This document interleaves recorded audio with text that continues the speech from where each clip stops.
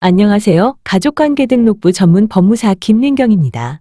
오늘은 이중출생신고로 인한 이중가족관계등록부를 정정한 사례입니다. 이준희 씨는 외동딸로 어려서부터 준이라고 불리었고 초중고등학교도 준이라는 이름으로 다녔습니다. 그런데 아버지께서 사망하셔서 상속 서류를 준비하는 과정에서 아버지의 호적상 자녀가 2명으로 나오는 것을 발견했습니다. 아버지의 사망이 기록된 가족관계 증명서를 발급받아 보니 가족관계 증명서 상단에 폐쇄라고 적혀 있고 그 아래 가족사항을 보니 자녀가 이효리와 이준희 이렇게 2명이 있었습니다.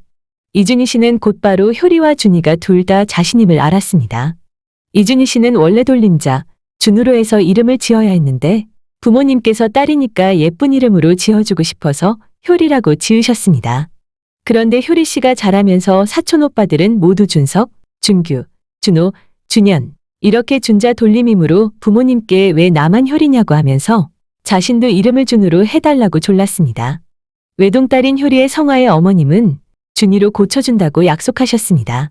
그런데 어머님이 효리를 준이로 개명하려고 하니 법적 절차도 잘 모르겠고 무엇보다도 과거엔 개명이 무척 어려웠습니다. 그러자 어머님은 쉬운 방법으로 준이라는 이름으로 새로 출생신고를 하셨습니다. 그래서 준이로 불리게 되었는데 이준희 씨는 자신이 어릴 때 효리라고 불렸던 기억도 있고 어릴 때 이름이 원래 효리인데 오빠들과 같은 돌림자로 이름을 해달라고 졸랐던 기억도 났습니다. 어머님은 이중출생신고에 대한 문제를 깊이 생각하지 않았고 아이가 원하는 대로 되었고 또 족보상 학렬에도 맞으니 오히려 잘 되었다고 생각하시고 출생신고를 하는 방법으로 개명 절차를 대신한 것입니다. 그러나 준이로 허위 출생신고한 것은 위법한 출생신고로 그 신고사항은 말소되어야 합니다. 다행히 이준희 씨가 미혼이어서 배우자나 자녀의 가족관계 등록부까지 정정할 필요가 없이 재적부와 가족관계 등록부를 바로 잡을 수 있었습니다.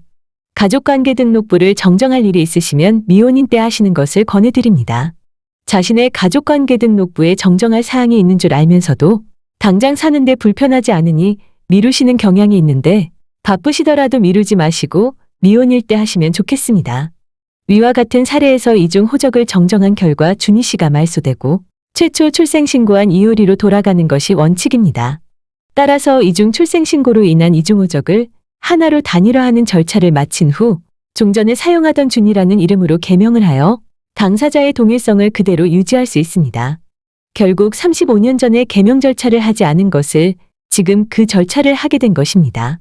이중 출생신고로 인한 이중 가족관계 등록부를 갖게 되는 경우 상황에 따라 현재 사용하던 이름의 가족관계 등록부가 남을 수도 있고 사용하지 않던 이름의 가족관계 등록부가 남을 수도 있습니다.